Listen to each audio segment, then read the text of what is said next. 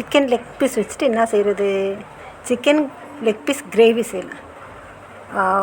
கடாயில் கொஞ்சோண்டு எண்ணெய் ஊற்றி ஒரு ஏலக்காய், 2 வெங்காயம் பொடிசாக நறுக்குனது, பாதி தக்காளி பொடிசாக நறுக்குனது, வெங்காயம் எண்ணெய் சூடானோன்னு ஏலக்காய் போட்டு வெங்காயத்தை போட்டு வதக்கிட்டு ப்ரௌனாக ஆன பிறகு கொஞ்சோண்டு இஞ்சி பூண்டு பேஸ்ட்டு அதுவும் 2-3 வாட்டி வதக்கிட்டு அதுக்கப்புறம் நறுக்கிய தக்காளியை போட்டு வதக்க வேண்டாம்.